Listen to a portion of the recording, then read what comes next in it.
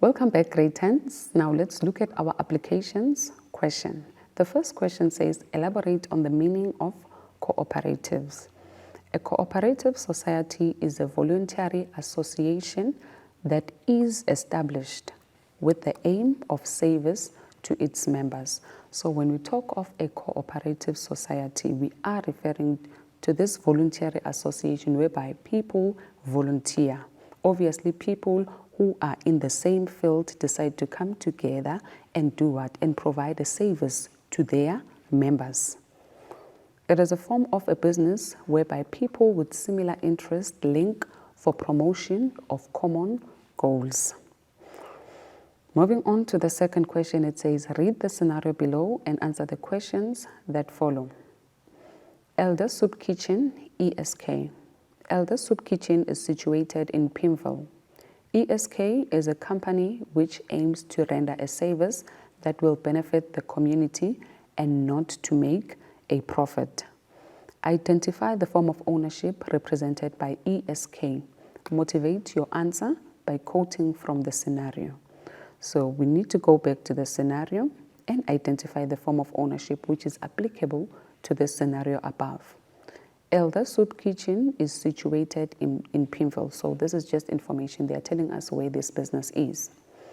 ESK is a company which aims to render a service that will benefit a community and not to make a profit. So which form of ownership is this one that aims to render a service free of charge to the community without getting something in return?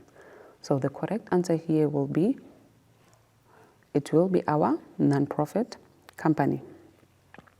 The motivation, we take the motivation from the beginning up until the end. ESK is a company that aims to render a service that will benefit the community and not to make a profit.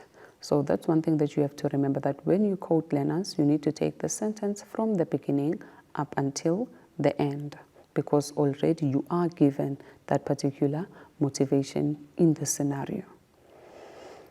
Let's move on to our third application questions. Explain the advantages of the form of ownership identified in question 2. Now we want the advantages of the non-profit company.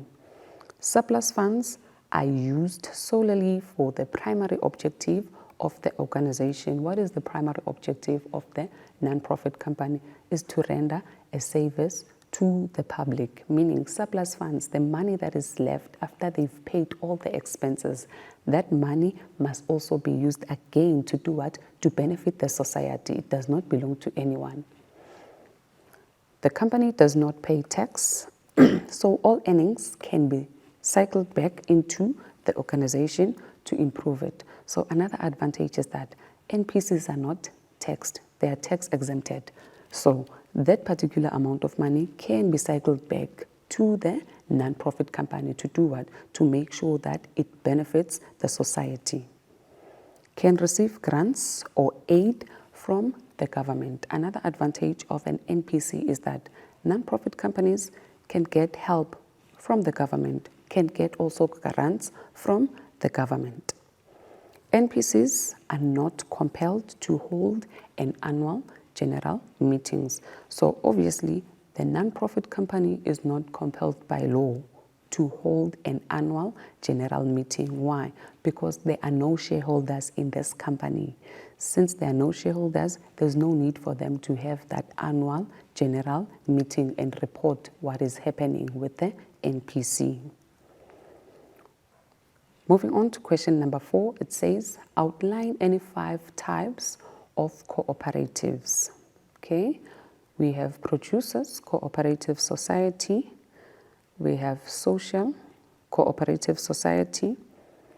We have housing, cooperative society. We have agricultural, cooperative society. We have burial, cooperative society. So before we continue, I need to also explain this. These are not only the cooperative societies that we have. There are many. But for this lesson, we focus only on these ones. So do not be confused and think that these are the only 5 that we have. We also have others, learners. Okay, the fifth question says, advise businesses on the advantages of cooperatives. Minimum of 5 members is required to start a cooperative. So, in order for you to start a cooperative, you need just a minimum of 5 members, not less than 5. The word cooperative limited must appear at the end of its name. So you see a business name that has cooperative limited at the end, automatically you must know that that is a cooperative society because it has to end with cooperative limited. They are motivated by service rather than profit. So the members of cooperative societies, they are motivated by rendering a service towards their members and not specifically making a profit. Before we wrap up our lesson, let us just go for a quick ad break and we will be back.